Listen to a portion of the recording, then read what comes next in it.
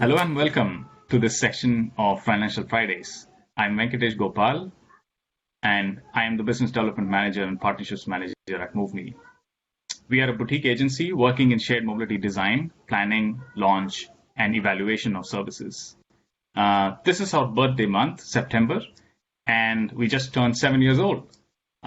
We've been involved in more than 60 projects in the last 7 years and across car sharing, micromobility, and mass. In this Financial Friday series, we pick a shared mobility topic every other month and dive deeper into the business model with experts and test its feasibility for our viewers. Today's topic is one of my favorites and from the projects that we've seen and we've been involved in. And it has also been quite the favorite from few property developers, bringing car share to property. And especially electric car share to property. Today, we have a team of experts from the EV, tech, and operations space of shared mobility joining me. Let's start with a few introductions. Galena Russell, an expert and seasoned executive in electric and shared mobility that has helped startups like REEF and Envoy launch their EV mobility business. Welcome, Galina. Thank you for having me. Just a brief introductory note, I've been in the world of travel, transport, logistics for the last decade. And as you mentioned, in the later half, focusing on helping startups that have cutting edge technologies and business models bring shared and electric mobility, and also supporting infrastructure to communities, which is what my work at REEF and Envoy encompassed. So very excited to be here today and expand on some of these business models. Thank you for joining us. And the next on my list is Thomas Martin, Director at SWTCH Energy, the EV charging solution experts. Welcome, Thomas. Thank you. You can think of SWTCH as a network provider for EV charging, and our company mission is to reduce the challenges and barriers for people to convert their personal transportation to electric. And that extends from multi-unit residential buildings to commercial to municipality fleets, for example. So our job is to provide a full solution to reduce the unique barriers of each urban setting. Yeah, and I think in the EV charging space, that's one of the key things that the industry needs right now. Thank you for joining. Thank you. Lastly, we have Judy Häberli, co-founder and CEO of Urban Connect. She's joining from all the way from Zurich, a multimodal shared mobility software provider. Welcome, Judith. Hi, thank you also for having me. Maybe a quick word for Urban Connect. Our vision is to empower companies to become drivers of decarbonization. And as for many companies, the mobility part of their business is a low-hanging fruit. That's where we start, and we offer them shared, multimodal, and fun mobility solutions. Thank you, and welcome one and all to the session.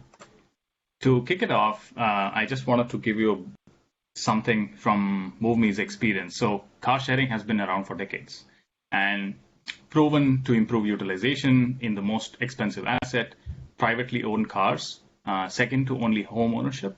And in that sense, it also puts in like the home ownership, rental, and the car rental and ownership together as two of the biggest expenses in one statement. The business model has grown quite popularly among operators and fleet management providers, thus reducing the number of cars needed in the community and thereby releasing underutilized parking spaces in cities, right? And cities have increasingly started reducing their parking minimum mandates, if not completely eliminated them. Some cities in Europe and US have done that already. Property developers stand to gain from this a lot, to the extent of up to $50,000 per parking spots that can be saved. And if they are able to provide a car sharing service per vehicle, so there's a ratio in BC, it's about 1 to 5. If you're able to provide a car sharing vehicle, then you get exempted from the parking minimum mandates. That has grown in popularity, obviously, because it saves a lot of money, especially underground parking construction costs. in urban areas, and to delve more into this topic of how the financials would work and what the users gain from this, I wanted to just kick off the discussions with maybe touching upon the benefits to a of hosting a car sharing service at the property. And I'll just start it off with Galina, you, and then maybe Judith, you can follow through. What are the benefits of hosting car sharing services in your residential property, and how does it benefit the user, the operator, and the developers? Sure. So I'll segment with the user first. As you touched upon, their car ownership is one of the larger expenses from a monthly income perspective for a single user. So there's a cost reduction monthly expenses, which enables kind of the modern user, right, to reallocate some of their income, household income, to living and experiences rather than car ownership. And then, of course, a lot of the property car sharing programs have a variety of car types that are available to that user. So it gives them greater flexibility and access to multiple car types. As far as the operator goes, because I have been in the operator world about 4 years ago, which was, by the way, a very different world than it is today, given the policy changes, at least here in the US. So increased utilization for sure, because you have a designated user base at a given property, and then reduced risk to some extent, depending on the market. For example, theft of vehicles and risks associated with that, as well as potentially lowered insurance costs. And then there are marketing benefits to having vehicles at specific properties that are partnerships with certain developers or associations. And then on the developer side, you mentioned the $50,000, up to $50,000 in cost reduction, but there's also an increased return on investment because that space, the reduction of building parking spaces can be utilized for build out of more housing units, for example. Well, I can not add much to that. That was basically also what I was, my points. What I would probably add as an operator is, in addition to the less or almost no theft that you have in such a setting, is also that the residents or the tenants of an area, they also identify much more with the vehicles. Therefore, they take care more of the vehicles. They also kind of, we mostly work with corporate clients, but I assume even in a residential area, if it's your neighbor who takes the car next, you kind of make sure it's clean when you return it. If it's just a random person from the same big city, you don't really care. And I think that also adds a lot on your operating cost. I've seen examples where they were cleaned several times per day, and this is just when you think of the cost that comes with it, it's just very highly inefficient. Yeah, and I agree on the parking ratio. What we see in Switzerland, we work mainly with corporates, but what we see is they don't want to if they offer a mobility solution, they can do a lower ratio of parkings or even no parkings at all. And this is, again, a big impact on cost.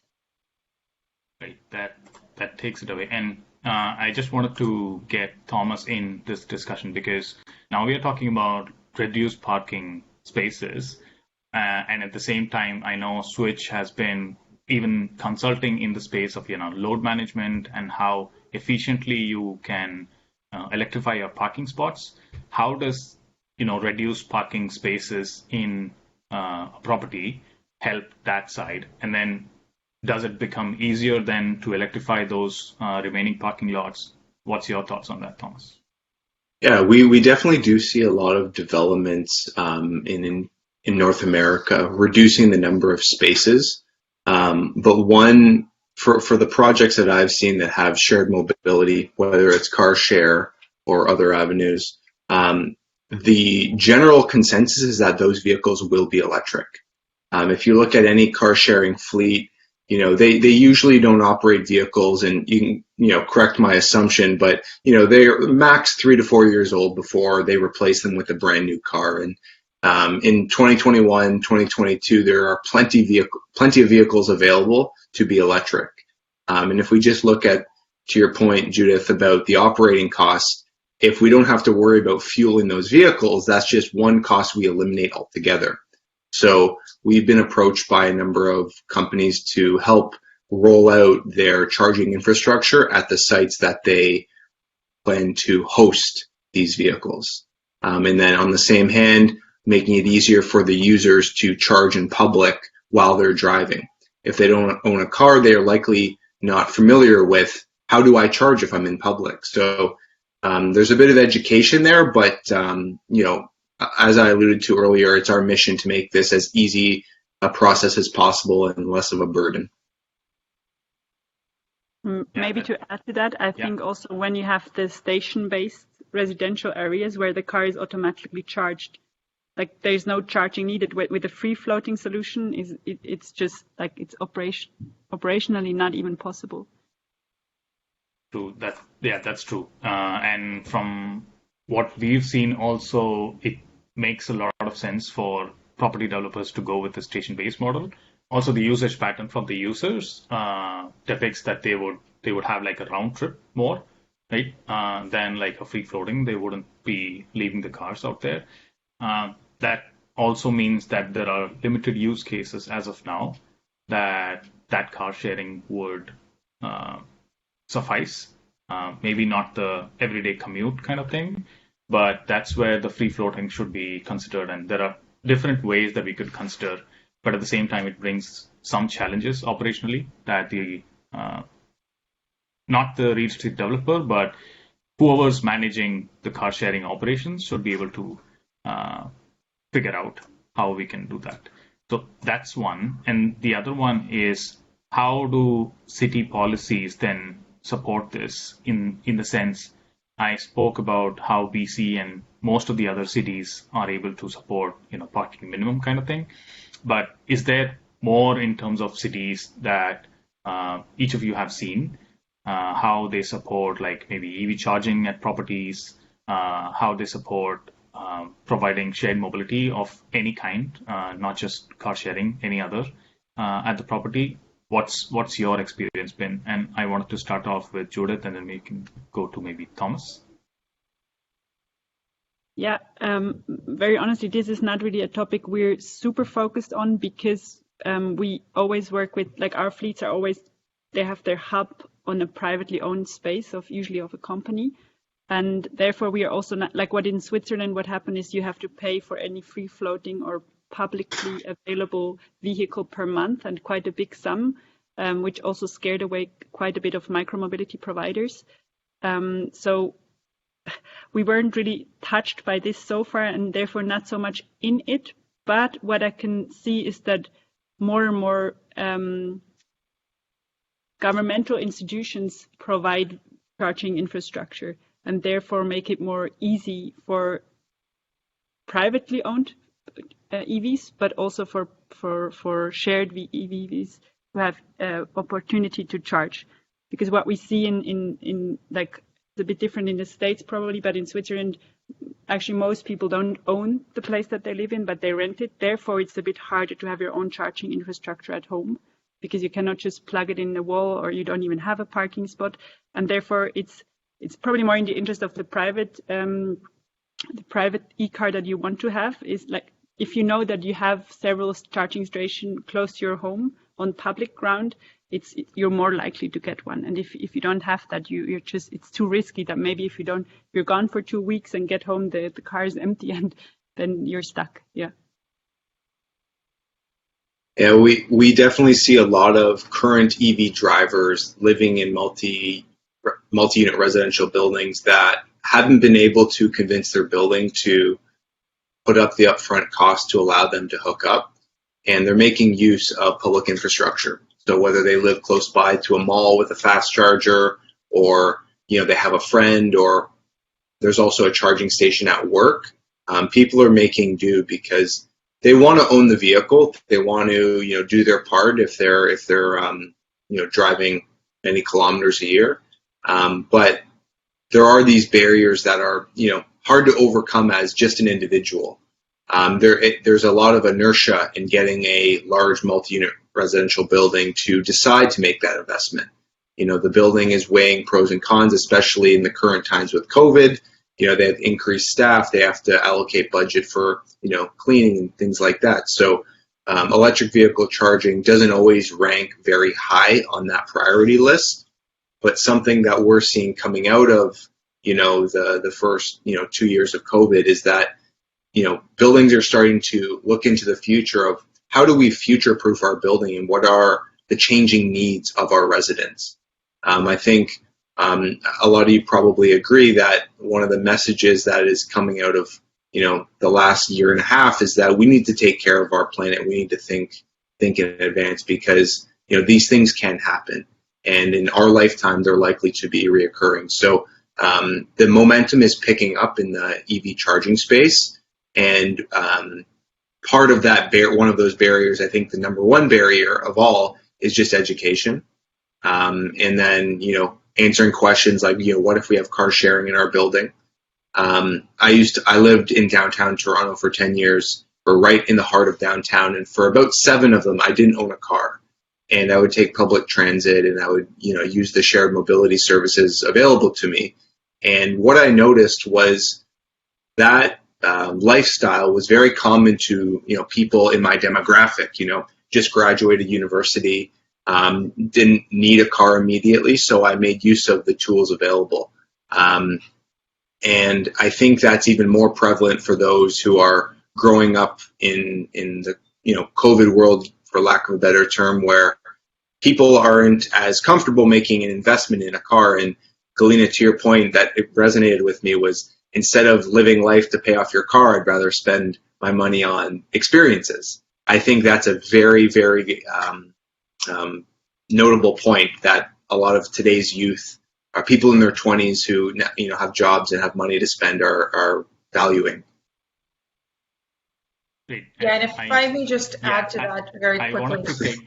I wanted to take that point, and yes, I wanted to get Galina's input on that because Thomas mentioned utilizing what's out there, right? So, and he mentioned it from the services available from the user side, but Galina, also you've been like all around making sure that utilization in terms of assets for vehicles in Envoy, and then in terms of REEF, there is utilization in terms of spaces and what you are able to do there. So how are cities supporting that, one, and the other thing is how can that utilization be fruitful to create like collaborations between even 2 private organizations to make this a possibility?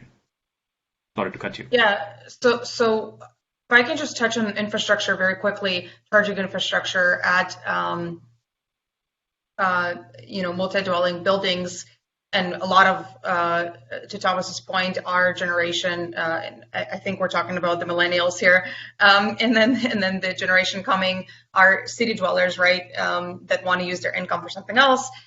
So what I've seen, especially recently, and I will speak exclusively to the United States because I'm very familiar with the grid and the infrastructure here, because of the volatility of the grid here and the antiquity of the grid in the US, there's a lot of programs that are coming out that are discounting energy costs for buildings, whether these programs are from utilities or from cities, but basically, in essence, it's incentivizing those communities to put in charging infrastructure for their tenants, to be able to convert to electric and use those cars. So I didn't want to leave that point mute because I think that's a big shift that's happening, and there's a lot of need on the infrastructure side there. And then also, at least what I've seen living here in Miami, and I know that a lot of cities across Canada are adopting this in other parts of the world, there's a huge collaboration between cities and the private sector on offering transport or mobility wallets, which utilize discounts and various coupon programs to incentivize certain modes of transport throughout the day. Based on variety of data points like traffic patterns and congestion and things like that. So that's that's one form of partnership that I've seen between the public and private sector, most recently like accelerating and picking up traction. And then of course, there are the increasing incentives for new developers to build in infrastructure and offer shared mobility because if they're smart enough to follow policies closely, which I think most are, this is where we're trending with megacities. Right. And in the same light, I also wanted to ask what would be then an ideal way to collaborate between two private organizations and make sure that maybe when property developers are looking to get this kind of a service up and running, what are the things that they can consider that's out there, and have you seen anything that has been tried out there in terms of utilizing spaces and that potentially helping the car sharing side? Yeah, well, there's a two-sided kind of challenge, I guess. One is existing parking spaces in urban communities, and what do we do with those, and how do we better repurpose those spaces for the needs of those communities and cities, because those needs are going to be very different in the next 10 years as population increases and goods and services are becoming more on demand. So there's more transport actually happening right on the roads for delivery of those goods and services, and COVID, accelerated this times 100. So one of the things that I've experienced is a shift where we had to figure out a way to repurpose parking very quickly in times of COVID because people weren't driving and weren't parking, and it went to show traditionally more conservative property owners that would have only liked to keep their parking for the parking, cars, were able to repurpose that parking space for something else like green spaces or some other business case that actually wasn't even a shared mobility case. But as it relates to shared mobility, this also opened the avenue for large TNCs to partner with developers and again, I'm talking about more of mixed-use communities and not residential communities here, but to partner with TNCs to offer some of that for, let's say, the Ubers and Lyfts of the world to be able to rotate or do last block deliveries of goods to communities. Right. And yeah, I agree. Especially with COVID, everything has moved towards focusing in repurposing that. And I think it has opened up a lot of opportunities, especially for the delivery side, especially for the ride-hailing side, because like the parking industry, even the ride-hailing industry had been affected majorly since 2020. So both had like a lot to look forward to and collaborate. So I think that has seen a lot of innovation there. And here I wanted to move the discussion a little bit towards operational challenges, and perhaps we can, this is out to anybody who wants to answer and pick it up, and then we can follow through. If for developers, if they plan to host a car sharing operation on their site, what are the operation challenges that we are talking about for the developers? And then maybe we can go into operators, but then let's handle the challenges for the developer side first. Would you like to take that on first, Galina? Yeah. Well, for one, I think, again, I'll speak to the U.S. market. We've finally moved into an era of accelerated progress from talk to action, as I like to call it, on federal and local levels in terms of policies supporting sustainability of our planet. And then, of course, we know that largely encompasses electrification of transport.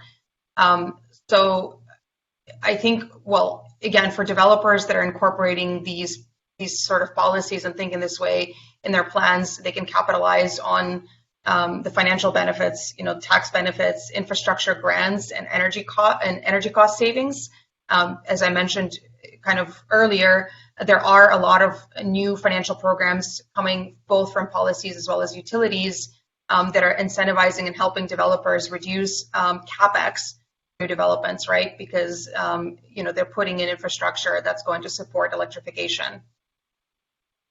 And talking about energy utilization and efficiency, how does that tie into providing efficient energy management solutions from that side, Thomas?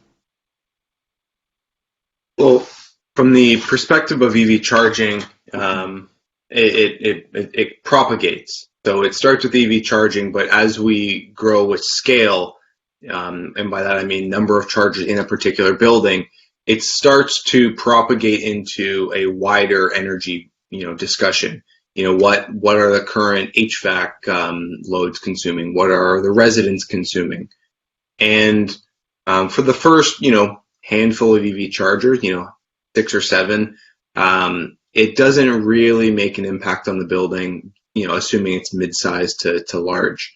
But as we grow, we reach a problem where buildings were not designed for this additional load. So we need to be smart about it. And another very big theme of what we do is let's look at the data to understand what solution makes sense for your building. So, for example, a building in a downtown core would probably consume, and we know this in the data, will consume less energy than one located, 30, 40 kilometers into the suburbs, because the driving habits are different on a daily basis. People can walk to work, take public transit, whereas the building in the suburbs, almost everybody is driving. So that is now influencing the electrical design on the developer's end. But one policy and new rule coming through with a lot of utilities is they want to see an accurate prediction to how much energy your building will consume. And if the engineers in the design phase are way off, the developer actually pays a penalty, 2-3 years down the line after occupancy. So this has forced, everything upstream to react, which is what we want. We want people thinking, 10 years out for the building. And they're thinking about how can we effectively predict and manage the scaling demand in this given building. Because if we miss the target, we will pay a fine or a penalty. So energy management is a constantly evolving space, but now we're converging on this solution where everybody from the beginning to the end of the project is thinking about the issue at hand. And it definitely helps our perspective in the conversation because I'm sure a lot of you can agree. The conversations are a lot more smooth when everyone agrees that we need to head in this direction. And policy is, one very firm method to get everybody thinking in parallel. True. And I like the fact that you mentioned there, Thomas, that, it's about the unpredictability of how to scale. Because even though everybody's talking about like 2030, all the vehicles will be electrified, blah, blah, blah. We still don't know how that growth rate is going to look like, especially for the property developers, and when they're talking about like huge costs in terms of parking already, plus they have this mandate to electrify maybe 100% of those parking spots. And then now they have to plan for that energy consumption and be sure that they are able to hit that mark. Yeah. So if it is overcapacity, that might also have a penalty in the sense that, they've planned for like 100 cars electrified, but then by, half the way there and they're not able to. Exactly. Right? It's very easy. Like you don't have to be an engineer to, multiply by, 3 or 4 and say, oh yeah, there's enough capacity. And then everything flows down. But the problem with that is, everyone pays, and primarily the people buying the units in the building will pay because that cost just gets handed down to them. And, there's definitely a big conversation around affordable housing now in big cities. So it's, there's a lot of conversations, and I don't want to get off quick here, but, it all starts with the design. Yeah, but it does. Judith, I wanted to get you in on this. You've launched Tesla Model 3 car sharing. What is your experience there? We've never seen anything like that. We launched our first car sharing this year, and it was Tesla's Model 3. That's true, and it's at the client that is in the pharma space. They're helping produce the Moderna vaccine actually in the Swiss Alps, and what we saw is within the first 2 months, each car did 5,000 kilometers. which I don't know exactly what it is in miles. It's a little less than, it's quite a bit less in miles, maybe like 3 miles. But it's just crazy. We've not seen anything like it. The employees love it. We have a functionality in our app where you can only have 3 bookings in your app, and you can only do bookings for the next 3 months. And whenever the day starts, the new day's freed up in 3 months, within minutes, it's booked. So people love it. It's almost to the extent where we feel like it should be used for if you want a car tomorrow, you should take it. And they just love it so much that they reserve one, even though they don't know if they need one. But it's being a huge success. What I also want to say, we try not to just put Teslas there or just put more cars there. We really analyze existing fleets, see how they're being used, and what we saw now during Corona, they're not being used very often, especially the corporate fleets. And then we have a model where we eliminate anything that is not used, or whenever we look at the fleet of a couple of hundreds and we always see that there are hundreds of them are at the same time around, we can, with a high level of confidence, reduce, the light is coming in, we can reduce the fleet tremendously. Then we can substitute with smaller vehicles, and that's what we also did with this client in the mountains. We also added cargo bikes. We added a fleet of over 100 e-bikes and regular bikes, so that depending on the trip distance, they don't need to take the car. They can easily take the e-bikes. And the e-bikes are similar like the Teslas. They're fully booked out all the time. We just last week launched another, we increased it by 25% again. So it's being a big, big success with that particular client. And yes, it makes a lot of sense. And we have heard of this. Every time you give an EV in car sharing, it just goes like hotcakes and people pick it up. Staying with that point, and then maybe going towards now challenges for the developers is also how many people would actually take that, right? So in that sense, then you're saying this is going to be quite a bit success if based on the previous experiences that you've had, right? So if providing an EV at your property is something that users love to do and use. 100%. And what I would probably add, I don't know if the word, if that's what you touched, because some of the wording I wasn't 100% sure if I understand. But what we see that more and more companies, they want to have green electricity, so they put solar panels, but they don't have a way to store. There's no way to store that solar energy. But the electric car fleet is a possibility for companies to store that electricity or energy.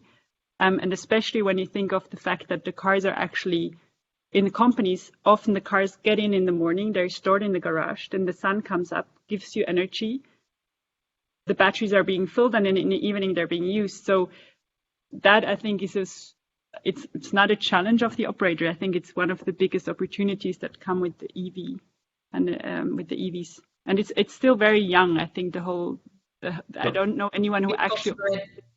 What is that? Vehicle to grid, yeah. Yeah, but I think that's what you were that's what I understood you were touching a little bit. But I think that's a super exciting space. And what we see is corporates, especially with when they have big campuses, this is what they think about currently. Nice. No, it's something that I was asking. What are the opportunities? And that's a great point there. I wouldn't have thought of that. Obviously, it comes from the operating experience. Yeah. In that sense, we are coming towards the end.